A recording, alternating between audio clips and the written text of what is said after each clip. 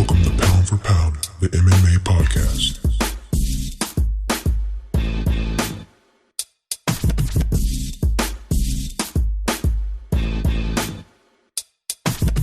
And now, coming to the mic, your host, Jalen Walker.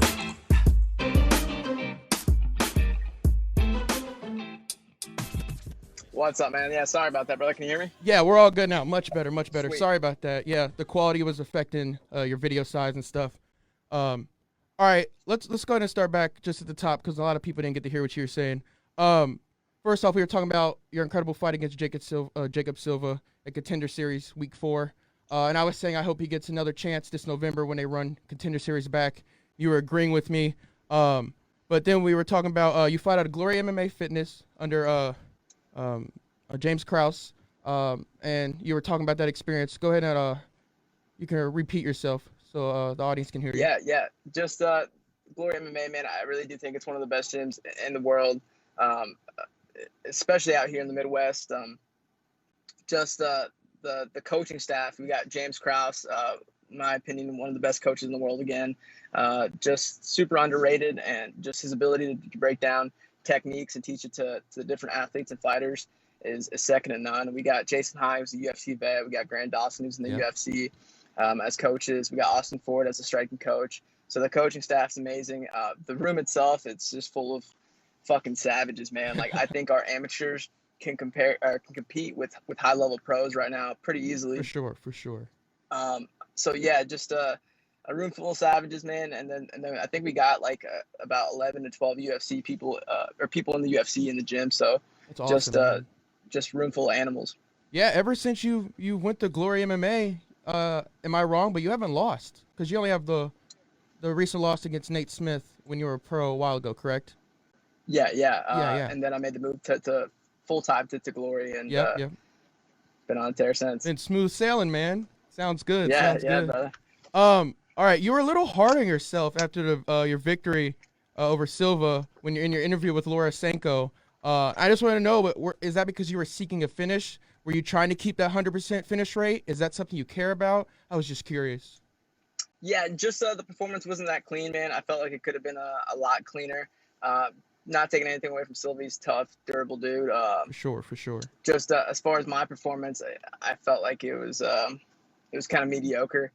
There was a lot of circumstances leading into that fight. Like, I didn't have my coaches there. It was just strange, and I think that played a little bit of an effect. Not to make any excuses, but at the end of the day, a fight's a fight, and I showed up, and I think the winners win mentality is what I had going into it. It's what I had to have, and I got her done. Yeah, go ahead. My bad. No, go ahead. Yeah, I'm always looking for the finish. We kind of knew going into the fight, like, again, my coaches weren't able to be there. So James Krause FaceTimed me the morning of the fight. We kind of walked the game plan one more time. And it pretty much was down to a T. He said, don't be surprised if you're picking him apart, and he's just tough and he's durable. And at one point in the fight, he might say, fuck it, like, I'm getting touched up here. I'm going to bite down on the mouthpiece and start swinging. And I think that's exactly what happened. Yeah, I mean, I remember watching, because I watch every Tuesday. I was watching it, and you were in your interview, and I'm like, how is this guy, like, so upset with himself? Like, for me, that was a wonderful fight. Like, some people get upset when they don't get a knockout, but if it goes to decision and it's a good fight between both fighters, I'm happy. I'm entertained. I thought both you guys put it all out there, and it was a wonderful fight. It was one of my favorite fights of the Contender Series so far, to be honest with you. And even Dana said you had the performance of the night, so... I mean, that's the boss there, you know what I mean? Yeah, I'll take it. Yeah, after the fight, Dana told me it was fight of the night, and I kind of joked with him, and I was like, 50 G's then, right? And he was like, soon, kid, soon. So that's cool, man. Obviously, I do want cleaner performances. I got touched a little more than I wanted to. But again, I'm just happy I got 15 minutes of cage time. It's not something I've gotten in the past, so it's just more experience. I'm definitely going to level up as a fighter, and I have. We're fixing holes right now that were in the fight, and I'm just going to continue to get better.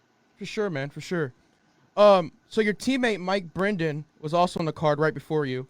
Unfortunately, he lost. He didn't secure a victory against Anthony Romero. Was it easier having your teammate there, to go on that journey with you with the whole situation of quarantine and everything and not having coaches? Yeah, it was just kind of me and him the whole week of the fight. Like, again, we went through 5 different cornermen, and every day we were there, we Ooh, didn't know if we were 5? gonna fight or not. Yeah, all So 5 tested positive for sorry to COVID. interrupt you. Is that supplied by the UFC? Those cornermen? No. So these are people we were trying to bring out from Kansas City. Okay, We okay, went okay, there originally with 2 of our coaches. okay. They popped as soon as we got there, and yeah. So every day we didn't know if we were fighting or not. It was just me and him looking for coaches. We kind of let James Krause handle that behind the scenes as far as finding us coaches. At the end of the day, we had Eric Nikshick from Extreme Couture, Nice. great coach. Yep. I got to work with him for like 40 minutes Oh man, that's 2 days awesome. before the fight for the first time. That's awesome. And then we had my manager Jason House kind of corner us, but the whole week we didn't know if we were fighting or not. So it was just me and him. We helped each other cut weight. Like I'd do a session in the tub, he'd watch over me, and then he'd do a session in the tub, and I'd watch over him. So that was kind of tough. Just being us two and not having any coaches there, but we got her done. And yeah, it was cool getting to experience that with the teammate. I'm glad he was there. I'm not too sure how that would have went, just me on my own. For sure. So we were kind of coaching each other, and if they weren't able to find us coaches, me and Mikey were trying to convince the UFC to let us corner each other, like switch the bout line up because we were back to back, and put one of us at the start, one of us at the end, and we'd corner each other. Like, who better knows our system than each other, That would have been awesome to see. First of all, I would have loved to seen that. Yeah. But getting on to that, what was the fight week process like with COVID? How many times were you tested? How long were you quarantined? Where were you allowed to go? Where were you staying? Just that situation. It was bananas, man. Our situation was different because we didn't have any coaches. Our coaches tested positive. We tried to get some other guys that were in Vegas already that are from our team that were just in the city. They tested positive. So every day we were in contact with the UFC, and they would just be like, hey, the commission's investigating, making sure you guys weren't too close to each other when you traveled and stuff like that. So every day me and Mikey would kind of joke with each other because we were getting COVID tested every day. Like, hey, man, this one's it. Like, one of us are going to pop, and this is it. And we would kind of joke with each other to kind of hide the nervousness and like the pain of like, fuck, dude, our fight might get pulled. And that was the biggest thing for both of us, is like the thought of us, we were cutting weight, and we just put in a 12-week camp, and the thought of like our fight maybe having to get pushed back or the fight getting pulled because of this craziness. Luckily, we were clean, man, but every test we were just super fucking nervous. Like, we were like, dude, this one's it. And especially because some tests are coming out as false positives and stuff like that. Look at Gilbert Burns. Apparently he had a false positive. You know what I mean? So that's unfortunate. It cost him a title shot, man. Yeah, man, crazy. It's really unfortunate. But on the other hand, I know you got an X-ray on your foot. How's your foot doing? Is it all good? Are y'all clear to fight? Yeah, I'm clear to fight, man. So the reason I thought it was broken was I heard it like a crunch in my foot, and I've never felt that before. Yeah. Or like I didn't hear the crunch, I felt the crunch in my foot when I threw that one of the kicks, and I was like, oh, that didn't feel good, and it didn't, like, I don't know. I've never felt that before. I got the X-ray. It's not broken. There is a couple stress fractures in there.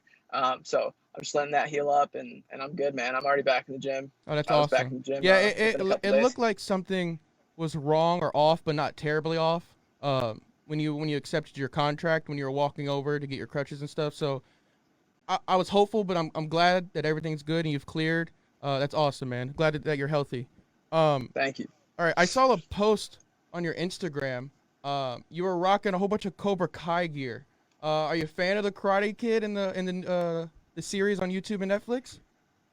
So I started the Netflix series a day before I got that gear. Nice. So it was just perfect timing. Yeah.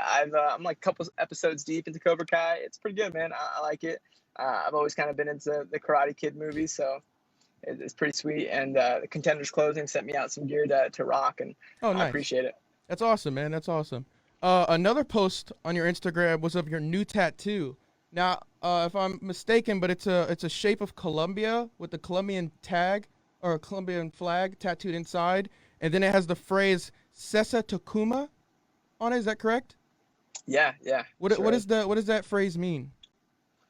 It pretty much, it's a Japanese like idiom that pretty much boils down to iron sharpens iron. Steel sharpens steel.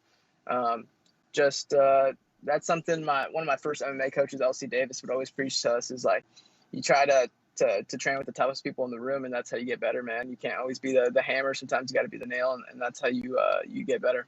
I like that a lot. I really like that. It's an awesome tattoo, by the way. If you haven't seen Thank you, it, brother. go check out his Instagram. It's in the description if you guys want to check that out. So I want to hear the story. How did you get the name El Jefe? I know El Jefe means boss, but how did you get that nickname? Yeah. So I guess the origin story is like my childhood best friend. His dad was from Mexico, Okay. and he'd always joke around with me and say, hey, your name in Spanish is Jefre, right? Because in Spanish the J's are pronounced as H's. Yeah. Which necessarily isn't true. My name is still Jeff in Spanish, but he was kind of joking. So he'd always call me Jefre. He'd be like, "What's up, Jefre?" And somehow Jefre turned into Jefe. Interesting. Like somewhere in middle school. But everybody would call me Jefe. They'd be like, "What's up, Jefe? What's up, Jefe? What's up?" And they just stuck, man. Like throughout high school on the wrestling team, people would be like, "What's going on, Jefe?" So it's more of a play on word than the actual translation, Jefe. But I also like or boss.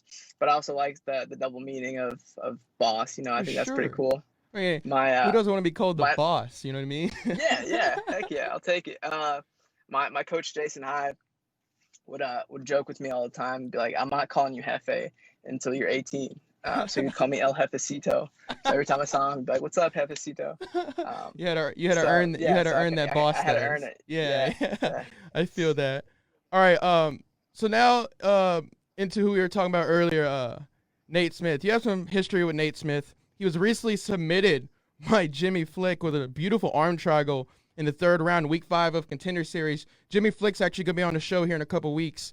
But going forward, do you hope he gets another chance in November, Nate Smith, so you guys can hopefully get a bout in the UFC and close out this trilogy between you guys? Because I know it's 1-1.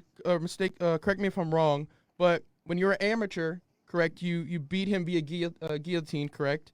And then when you went pro, he won split decision, which you really didn't agree with, correct? Right. Okay. So tell me a little bit about this situation.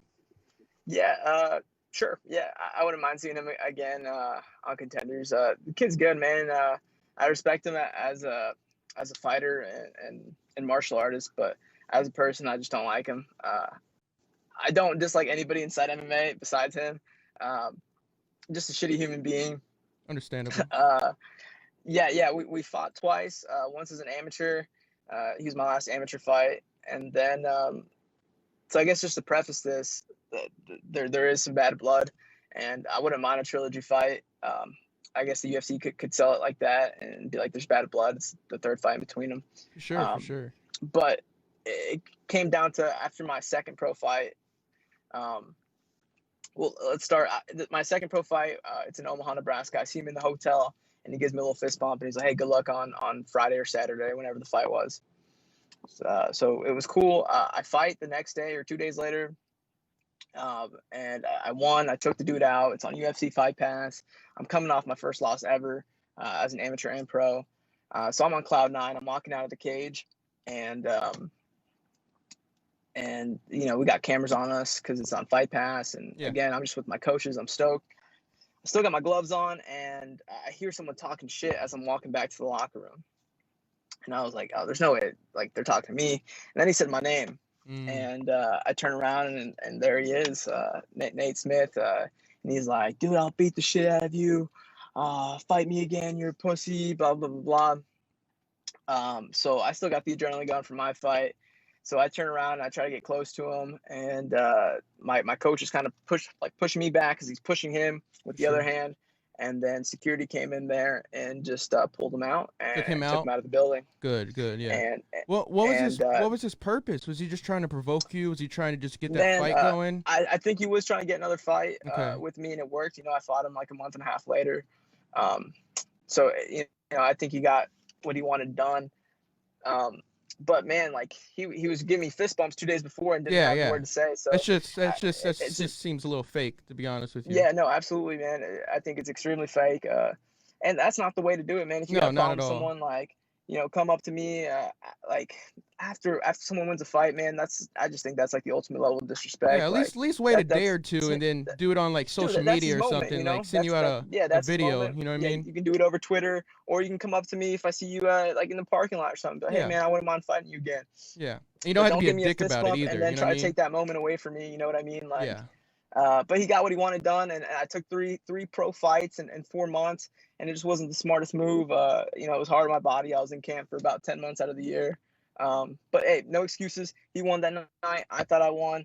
It was in his hometown. I had the promoter coming up to me telling me he thought I won after the fight, but he got the W. So if he does get another shot in Contender Series, and if he does get a contract, let's run that back next year. Awesome. So, and then you said you would like to see him against your teammate Mike Brendan, right? If that's a possibility. Breeden's a 55er. But I was saying let's match up. I'd like to see the UFC matchup. Silva, give him another shot. Oh He's yeah, tough for Silva. My nails. bad. My apologies, Silva. Yeah, yeah. No, Yeah, that'd be a good fight. scrap. That'd be a really good fight. I'm excited to see a lot of these fighters that didn't get contracts coming back. I'm really happy he's doing that because I think they're going back to Abu Dhabi, and then after they get back, I'm not sure what's going on with the situation right now, but I'm excited for more Contender Series. And I know a lot of that sounds right, man. I think they are putting on, since Dana's going to be on Fight Island, they won't be able to do Contender Series. Yeah. But I think putting my teammate that you mentioned earlier, Mike Breeden, back on Contender Series, man, he showed how tough he sure. is. As far as like the circumstances I mentioned of how stressful fight week was and having to cut weight by ourselves and having tough cuts, like I think Mikey, without those circumstances, is a whole different animal, man. So I'd love to see him back on there. Yeah, and I just got to commend like not just you, but all the UFC fighters, sign, not sign, Contender Series, main cards, fight night. Like a lot of these people don't understand like what you guys are going through. Like this isn't you guys show up, you got freedom and you're fighting. Like you guys are serious. You guys are in the hotel. You guys are sticking to your plan. You fight and you get the job done,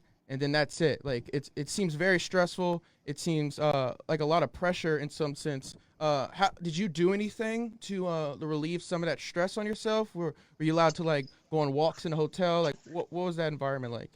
Yeah. So don't get me wrong, like not having my coaches there was stressful, but like I can get past that, It was just the thought of like my fight might get pulled. Like the commission never 100%. And at one point it looked like our fight was going to get pulled, man. Like the commission wasn't too happy with us flying with our coaches and us being in the same car as my coaches that tested positive. So we didn't know, man. We didn't know. And then we didn't know if we were going to pop. So that was the most stressful part. But something I just kept telling myself was like, just focus on what you can control, so I kept telling myself that every day, like, especially when shit got stressful, it was like, just focus on what you control. And what I could control was cutting weight and making weight and performing. So I think I did a pretty good job of doing that. That's awesome, man. I mean, yeah, like I said, you had an incredible performance and an incredible fight. Thank you. So, going forward, when do you expect to make your debut in the UFC? I don't know if you're allowed to say. Just any timetable? I have a date. Opponent signed, I signed. So awesome. I don't think I can talk specifics, but we'll hear about it soon. We'll hear about it. Yeah. We'll hear about it soon. So. Yeah, because I was gonna say some Contender Series fighters, like William Knight. I don't know if you know William Knight. He's a Week 6 contract winner. He's fighting UFC 253. Adesanya versus Costa. Like, what a turnaround for him, man. Like, that's incredible. I'm happy for him. Yeah, a lot of the Contender Series guys are getting quick turnaround, and I wanted that. We were just waiting on my foot to get cleared, and the second my foot got cleared, and I mean like the second the foot got cleared, I signed the contract. Oh, that's awesome, man. So, you're in Kansas right now, correct? Yeah. Okay, awesome. Just wondering. So, talking about the flyweight division, who are some of the fighters like you're looking forward to fighting? I know your teammate Tim Elliott's ranked 12th in there. If it comes to it, would you go up against him? Nah, man. No. I feel the camaraderie at our gym is just different. Tim is someone I've looked up to for a very long time, man. Like incredible fighter. Tim's one of my favorite fighters. Yeah, incredible he's one of my favorite fighters. I remember it was before my MMA debut. I think I was 17. I watched him fight live for Titan, and he fought this Brazilian cat. I forgot the dude's name, but just put on like a hell of a performance, man. And he's always kind of been an inspiration as far as like that fighting style that I have is just being exciting. You know, not looking to just stall at any point of the fight. It's always looking to do damage For sure. and hurt the guy. You know, we're not in there to be friends, so that's something Tim's always done throughout his whole career. And I think he's a pioneer of the flyweight division, man. I think he's part of the reason why that fight, or why the division didn't get scrapped. Yeah, it was close. It was close. We were close, man. not having a flyweight division. Which I think is strange, man, because the flyweight division, in my opinion, I'm a little biased, but is one of the most exciting divisions. For sure. And I think I can bring some excitement to it. And that's something Tim's always done. Is he's a stud, and I really do think he's part of the reason that the flyweight division didn't get scrapped. And just his career path, getting cut, re-signed, Ultimate Fighter, title fight against the GOAT, or one of the GOATs. Like, Tim's the man. No, for sure. I 100% agree with you. So no, I wouldn't fight him. I had to wonder, because, you know, some teams out here, they don't mind. You know, they'll separate the two fighters. So I was just curious. So the champ, Figueiredo, what do you think about that? Do you think he had an impressive fight against Joseph, or do you see any flaws in his fighting style? What do you think about the champ? Yeah, Figueiredo's good, man. He's well-rounded. It sucks about Joey B, man, because he's a good dude. Oh man, so unfortunate for him. Yeah. So that was kind of hard to watch. Because he'll probably never get a title fight ever again, most likely. I mean, that's the unfortunate part about it. I would like to see him get one or two more in and call it a career. Because he's an incredible fighter. Dude, yeah, he's again another pioneer. Someone Tim fought, someone that's part of the reason why this division is still around. Exactly. And one of those guys that, again, is bringing excitement to the division. You know, he's not one of these guys that are looking to wrestle fuck you, you know, and not do anything. But Figueiredo's good. He's a champ for a reason. He's well-rounded. I do think his striking isn't that clean. He throws big hooks, and I do see holes in his game, and I'm excited for this Cody Figueiredo fight. Some people are upset at the matchup. I like it, man. It's gonna bring some eyes to the division. I'm excited. I'm stoked. Yeah. I don't know. Come on Some down, people Cody. I just don't understand. Like, trust the matchmakers. Like, they know what they're doing. They create amazing fights. Just sit back and watch and let, like, what you guys do. Just let you guys run with it, because you guys are so incredible in your fighting abilities, in your athleticism. And it's just a joy to watch every weekend, especially in this COVID situation. We've had UFC nonstop, like non. Yeah, man, we've been spoiled. It's not usually like this. Yeah, it's awesome. This year, unfortunately, has not been the best in this world, but for UFC, they've taken that next step in 2020. Had some amazing fights this year. For sure, I love that matchup, and I know some people were upset that Cody's kind of jumping the line. But man, I think the winner gets Moreno Perez, and Cody's kind of earned it. You know, he has a name, and he's gonna bring some eyes to the division. So I like the matchup. Yeah, no, 100% agree with you. There's no doubt in my mind that fight's gonna be electric. It's gonna be fast paced, and it might end quick. Who knows? It might go all the way. I don't think I can see that happening, but I'm excited. One more thing I got for you. Who do you got in tonight's main card? You got Waterson or Angela Hill? I'm gonna go with Hill, man. Same. Angela fight every weekend. Hill, like she was on a roll for a while. Been comfortable staying on the outside and just throwing her karate kicks and just kind of point fighting. And Hill's aggressive, man. She's gonna be up in your face. She's not scared of anything. No, she has slick Muay Thai, and that might help Michelle a little bit just because of that point fighting. She has slick movement, but I really think that forward pressure is gonna be too much for her. Exactly. And you know, Hill's exciting. She's not looking to just touch. She's looking to scrap. So I think Angela's gonna bring that scrappiness to her, and this would be too much for her. Is that a 5-rounder or a 3-rounder? It's 5 rounds. So I can't remember why, but something happened because COVID, right? Obviously this got changed, but since the bout was like made before, it's some long rules. You never know, but yeah, it's 5 rounds. It's her first main event, which is exciting. But yeah, that 5-round does kind of like, that's an extra 10 minutes in the octagon. Yeah. Yeah, I'll definitely take Hill on that if it's a 5-rounder, man. Yeah. I just think she's got that dog in her. Yeah, So 100%. she'll be able to push the pace. 100%. But all right, Jeff. Thanks a lot for coming on today. I really do appreciate you. I do want to give you the floor for any shout outs or plugs, anything you would like to say. Yeah, for sure, brother. Just thank my gym, Glory MMA. Thank my coaches, James Krause, Jason Hyde, Grant Dawson, Austin Ford, my teammates, and then sponsors. Clint the Barber out here in Olathe. He's been with me since day one, man. Since the AMI days, since like the AMI kickboxing days, before I was when I was underage, before I was 18. My tattoo artist Kiko. That's the one that Vegas. did He's the man. the Columbia tattoo. Yeah, Awesome. Yeah, he's done the line tattoo I got, and then my arm piece. He's a master of his craft. Yeah, he's very good. He's super good. He used to live out here in Kansas City. Now he lives in Vegas. So if you're in Vegas, go check him out. And then thank you, man. Thank you for having me, brother. Yeah, of It's course. good, Anytime. I'd love to have you back on. Maybe sometime in the near future. Yeah, right on. All right, appreciate you, Jeff. Best of luck to you. You have a good rest of your day, brother. You too. All right, that was Jeff Molina, everybody. Appreciate him coming on. Great guy. Very excited to see what he can do in the UFC. All right, moving on. Huge news just happened right before we got in the podcast. Conor McGregor was arrested for domestic violence, or allegedly domestic violence on a island in France.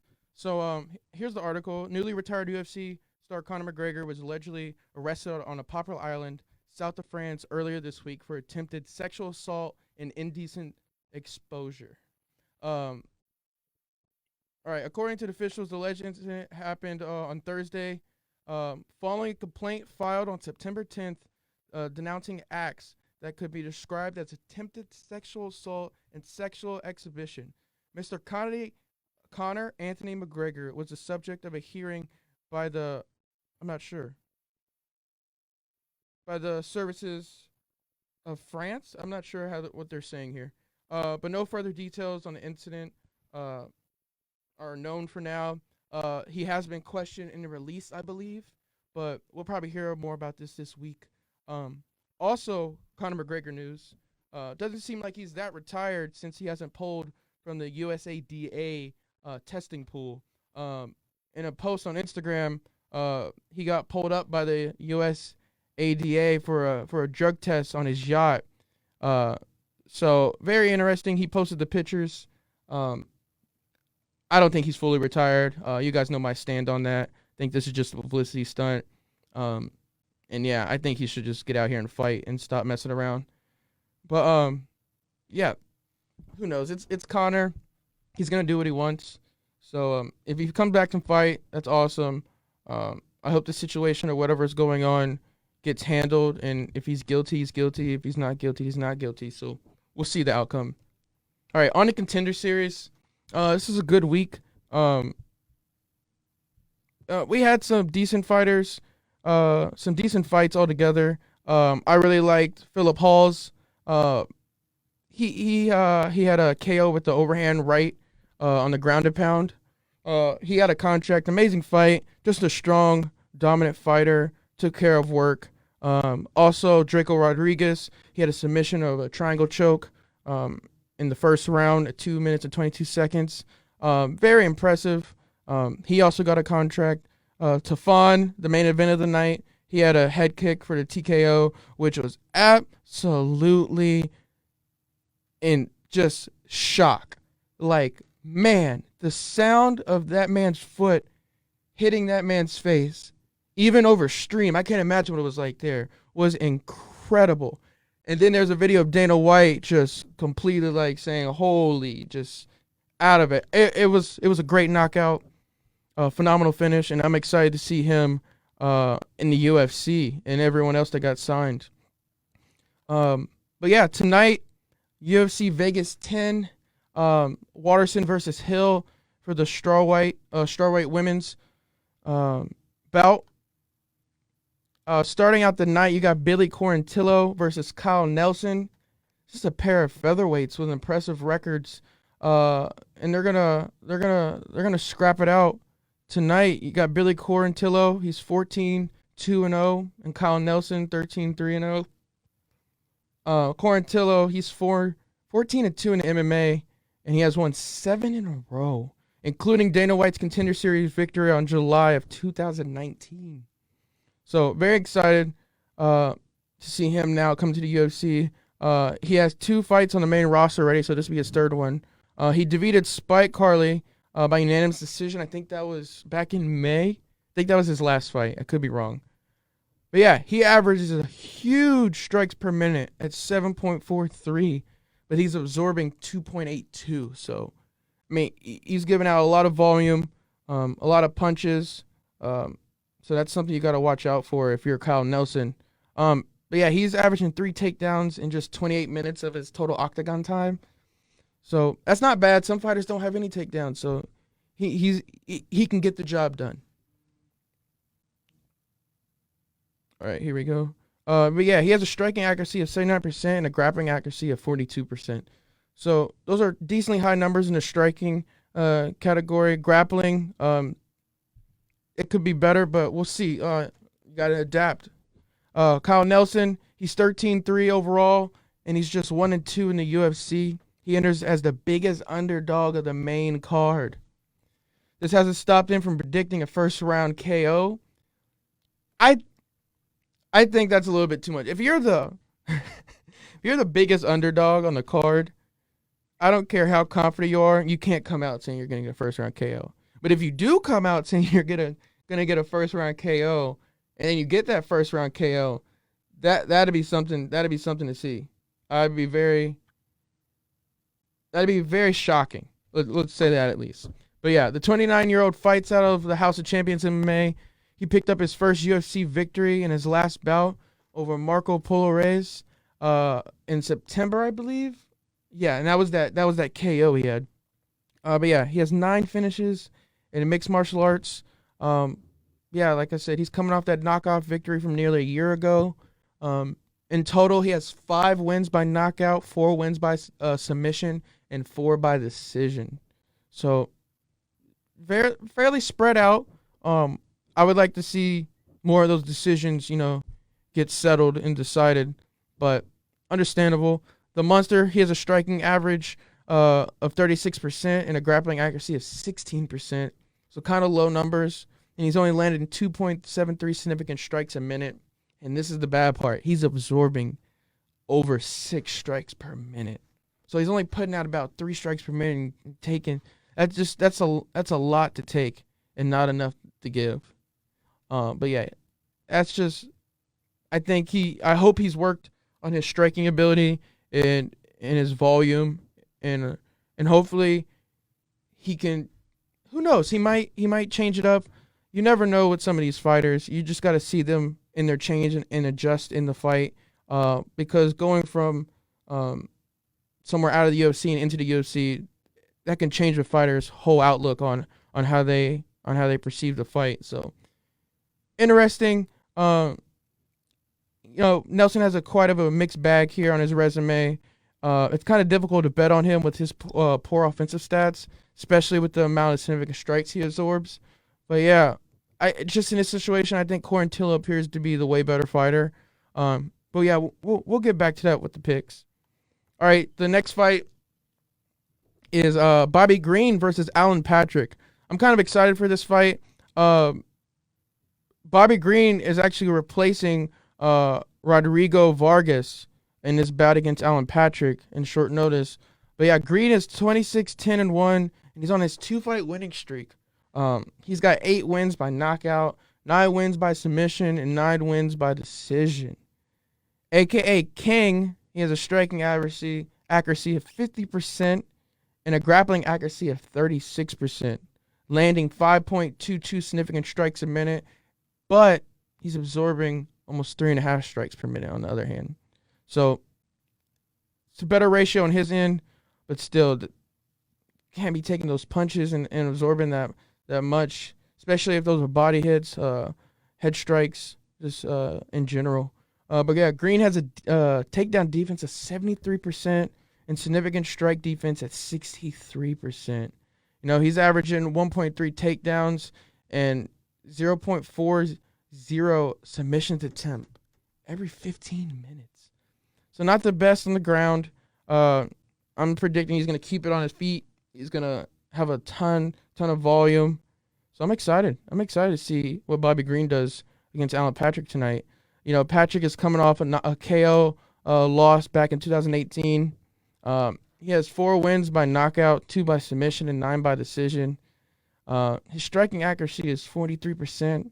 Grappling accuracy is at 40%. And this is the thing. He's only landing 1.88 significant strikes a minute while absorbing 2.5. So not a good look in the strike game for him. Neither in the wrestling game either. You know, this ratio is slightly on the negative side, but it has some room here for volume if he wants to be more aggressive. But yeah, he has to figure out a way to get the takedowns and expose Bobby Green if he wants to win this fight. You know, he's averaging 3.92 takedowns every 15 minutes and has a takedown defense at 66%. So if it comes down to it and Patrick wants this dub, he's going to have to take it to the ground, 100%. All right, the third fight, Ed Herman versus Mike Rodriguez.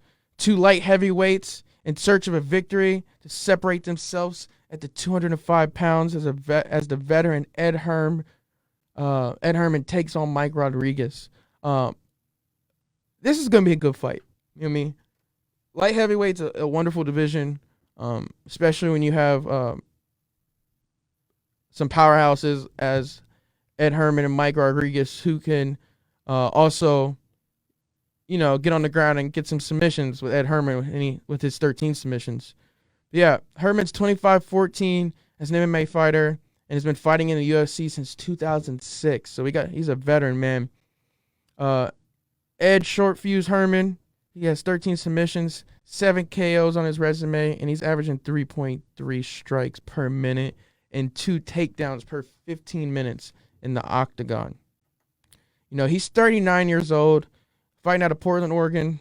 Hasn't competed in 2020 yet, so this will be interesting. But he's won his last 2 fights. One, Patrick Cummings, and the other, Kadis Igabrovmiv. Sorry, I pronounced that last name probably wrong. But Herman, he's coming into this fight with 2-fight win streak, and he has 7 wins, like I said, knockout, 13 by submission, but he also has 5 by decision. But yeah, short fuse has a striking accuracy of 49%, and that grappling accuracy is at 48%. I'm really excited to see Ed Herman fight this year. I think he's an entertaining fighter. I think Mike Rodriguez is going to have his work cut out for him. Slow Mike, a.k.a. Slow Mike, you know, he's picking up the pace here. Just 3 weeks ago, August 2nd, he had the first round KO against Marcin, which was incredible, to be honest with you. But yeah, he's 32 years old, 2-2-1 in the UFC, 11-4-1 overall, 11 victories coming via stoppage, including 9 by KO/TKO. You know, he's 32 years old, man. It's not that bad at that age. I mean, that is what some fighters' prime age, but at this rate, he can keep pushing it. 9 KOs is a lot in the UFC. You know what I mean? That's not something, or sorry, that's not in the UFC, but 9 KOs in your professional career is not something to look past at all. You know what I mean? You know, he's averaging 4.59 significant strikes per minute and is yet to execute a takedown of an opponent. Like I said, he's coming back off that victory in August. So is he refreshed? Is he ready to go? How's his hands? Is everything straight? That's my questions I want to know, and we won't find it out probably until after the fight. To be honest with you, they'll probably keep it if he's not fully recovered but still wanting to fight. They'll keep that a secret, 100%. Yeah, he has a striking accuracy of 54%, and like I said, nothing for that grappling accuracy. But yeah, he doesn't have any takedowns, so therefore I just don't see Mike being able to dominate Ed. I think Ed's going to get it to the ground and pound. If they do stand up, he's going to give them that work. But we'll see. We shall see. Fourth fight of the night, Roxanne Modafferi versus Andrea Lee. Modafferi is one of the most experienced fighters in the UFC. She has a record of 24-17, and that includes her 3-4 mark in the UFC. So she's 24-17 in her MMA career, 3-4 in her UFC. Only 9 of her wins have been via finish. She's 37 years old and trains out of UFC Performance Center in Las Vegas. Shout out to the Apex. She lands 3.04 significant strikes per minute, and she has 1.29 takedowns per fight. So not too bad per distance fight. So when it's gone to decision, my apologies. But yeah, 6 of her last 7 fights in promotion have gone to decision. She's currently ranked 9th, I think, in the division. I could be wrong. Yeah, I'm pretty sure she's ranked 9th in the flyweight division. Let me check. Yep, she's ranked 9th in the flyweight division. Her fighting resume shows that she only has 2 wins by knockout, 4 by submission, and 5 by decision. I would like to see more in that knockout range, but if she's getting the job done in the decision and getting those points, all power to her, for real. All power to her. But yeah, as they call her KGB, she has a striking accuracy of 48% and a grappling accuracy of 38%, landing 5.4 significant strikes in a minute, but absorbing 3.8 in return. She has that takedown defense of 61% and significant strike defense of 65%. Incredible. And she's also averaging 1.4 takedowns every 15 minutes in the octagon. Pretty impressive. On the other hand, Andrea Lee, she's 11-4 as an MMA pro with a 3-2 record in UFC. All 5 fights, all 5 of her past fights, I think she's been, they've all gone to distance. Yeah, just wanted to make sure before I said it. Yeah, all 5 of her last fights have gone to distance. Both losses come in the last 2 fights via split decision against Joanne Calderwood and Lauren Murphy. So, interesting. She was going good. She did have those 2 losses, but I don't want to get too into it, but her estranged husband was arrested for domestic violence back in May 2019 and returned to prison. So I don't know if she's still recovering from that, but I would love to see her now refreshed. This fight coming up tonight in 2020 has some time to think, had some time to train, reevaluate herself. So I am excited for Andrea Lee to get back in here. But yeah, it's going to be a good fight between those two. Really good fight. Really good fight. But yeah, both these fighters, they've both proven that they can be in the top 10, in my opinion. They really have. Modafferi is a decision victory machine, but she also tends to lose that way very often. Her resume shows signs of needing improvement, both offensively and defensively, but her stamina is what keeps her going.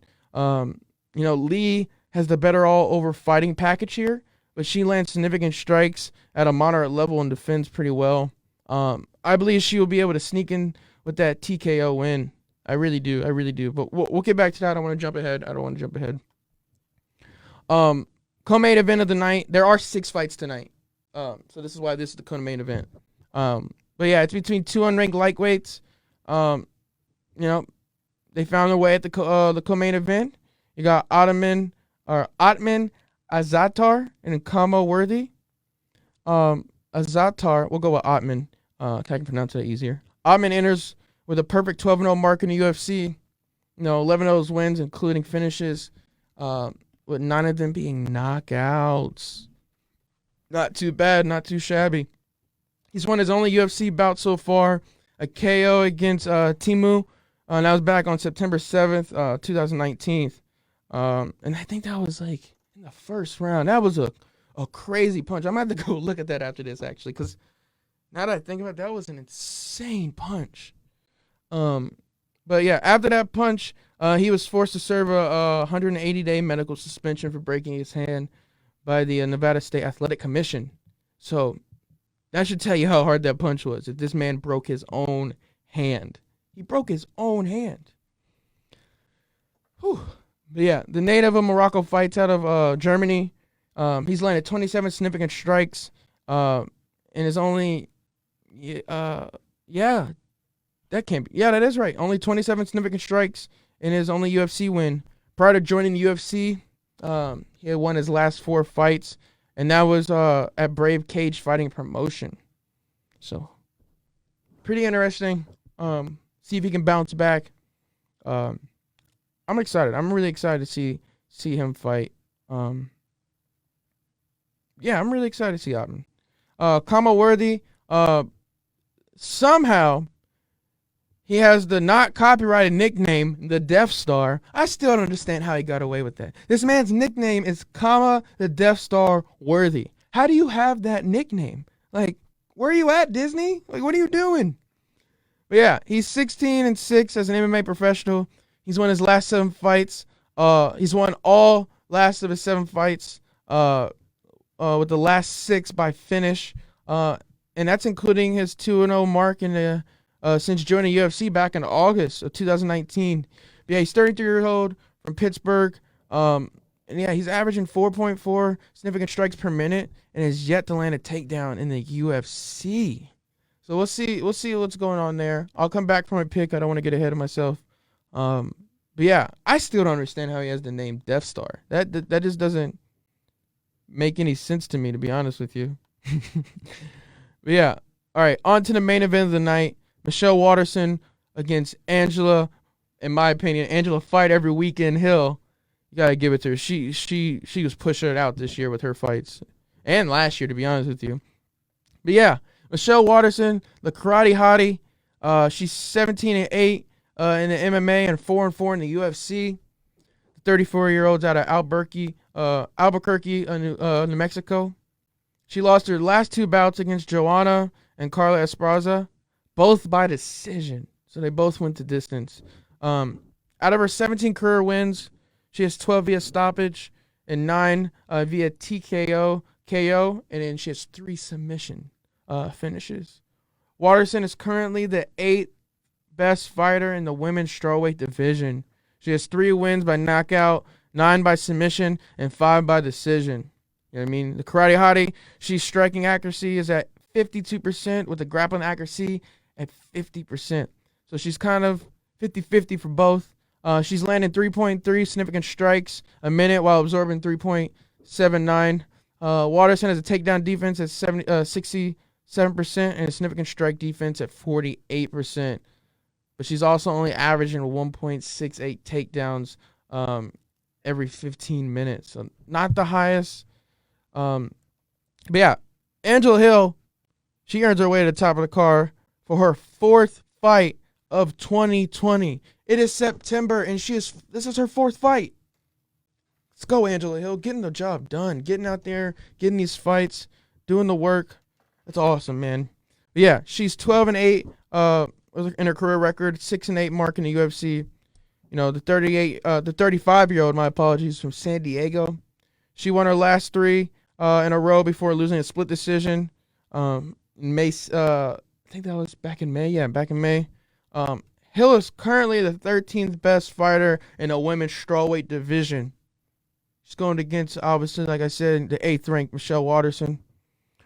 But yeah, she's one of the most active fighters on the roster, not just in appearance, but statistically as well. Angela Overkill, her real nickname, has a striking accuracy of 49% and a grappling accuracy of 37%. She lands 5.76 significant strikes a minute and absorbs 5.17. Not the best absorbing, but on the other hand, she's giving out just as much. But yeah, Hill is, she has that takedown defense at 72% and significant strike defense at 64%. You know, she's only averaging 0.4, we'll say 0.5 takedowns every 15 minutes.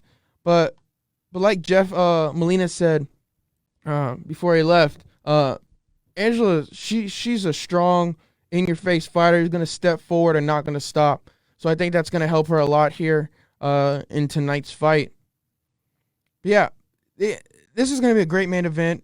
It is a filler event. It did get replaced for from Thiago Santos, I believe. Oh no, it was the Reyes fight. I believe that this is replacing. But yeah, it's 5 rounds. Main card. It's Angela Hill's first main event. I'm really excited for her. I'm really excited to see what these two can do going 5 rounds instead of the 3. So yeah, I'm pumped about this main event. To be honest with you, I know some people aren't that excited, but I'm pumped. I'm really excited. But yeah, let's get into these picks real quick. So the first fight, Billy Quarantillo, aka Billy Q versus Kyle Nelson. I gotta go with Quarantillo. Quarantillo. He appears to be the way better fighter here. He's shown to be an excellent aggressive striker. And yeah, this fight could end early for him. I'm going Quarantillo via TKO. On to Bobby Green versus Alan Patrick. I won't say this was a tough one, but I was thinking a lot. You know what I mean? Patrick has not fought since 2018, and arguably he could be rusty, as well. But as any well-trained UFC athlete, he should be able to compete at a high level. But his stats are worrisome compared to the numbers that Green is putting up. Green has a better overall fight package here with some aggressive offensive numbers. Even though he's not as aggressive in takedowns, his resume shows that he can win this fight, I think. He can win in any category, but I'm taking Green via TKO. Back-to-back TKOs I'm calling right there. All right, third fight of the night, Ed Herman versus Mike Rodriguez. Both of these fighters have interesting resumes, to be honest with you. They're both looking to climb into the light heavyweight division rankings. Rodriguez has some solid numbers offensively and has managed to rack up some wins. However, he doesn't defend well against significant strikes or takedowns, so he could show a weak spot here. So looking at Herman, he shows a good case for this fight. He has some decent offensive numbers and is great on the ground. I think if he can take this fight to the ground, I believe he'll be able to succeed. I'm taking Herman wins via submission. All right, fourth fight of the night, Andrea Lee versus Roxanne Modafferi. Like I said earlier, both of these fighters have proven to be in the top 10 of the women's flyweight division. Also, like I said, Modafferi, she's a decision victory machine. If she goes to decision, she's most likely going to win. But it has gone the opposite way for her in some of those instances. But yeah, her resume shows signs of needing improvement, both offensively and defensively. But their stamina is what keeps her going here. Lee has the better overall fighting package, though. Andrea Lee, she lands significant strikes at a moderate level and defends very well. I believe she'll be able to sneak in a TKO win somewhere here, but could also land a decision victory. But why not? Lee wins TKO. We're going to go another TKO. All right, co-main event of the night, Ottman versus Kama Worthy. Worthy is the more experienced fighter. He has a nice 3-inch reach advantage over Ottman. Worthy could win either KO, TKO, submission. I mean, he can win either way, anyway. But, yeah, you know what? I'm going to take Worthy via KO. Not TKO, KO. Not a technical knockout, but I think it's just going to be a KO. 100%. Not going to call any rounds, but I think it's going to be Worthy for the win. All right, main event of the evening, Michelle Waterson versus Angela Hill. Whew. Both these fighters have made great attempts at climbing the women's strawweight division rankings. Waterson has solid numbers all the way around offensively. She has lost her last 2 fights by decision and has been outstriked in one of them by nearly 120 strikes. That's not something you can look away at. Man. But with these stats here, she's potentially in for another long fight against a moderate volume striker in Hill. Hill also has some solid numbers offensively and can decently defend against takedowns, man. She would need to get the aggressor here. She would need to be the aggressor here, my apologies, and take the fight to Waterson, which I think she will. I think she will step to her, and I think she will put her foot down and try to take this fight into her own hands. But I believe she'll be able to make this fight go to distance and close it out with a decision victory. I'm taking Angela Hill via decision. Yep. That was a lot. That was a decent amount. That was a lot of time thinking about these fights. These weren't very clear-cut decisions for me. Very interesting card tonight. 6 on the main card. UFC Vegas 10. I'm excited. I hope you guys are excited. Contender series this upcoming Tuesday. And also, I'm going to have an announcement here, but I'm probably going to have an interview also Tuesday. So keep a lookout for that. We'll confirm here in the next couple of days. But yeah, that's pretty much all I got for you guys today. Again, I want to thank Jeff Molina for coming on the show. UFC Week 4 Dana White Contender Series contract winner. Really excited to see what he's going to do in the UFC. Like I said, I really appreciate you coming on the show, man. Thank you very much. But yeah, guys, I think that's it for me. I'm your host, Jen Walker, and this is Pound for Pound, MMA podcast. Thanks, guys.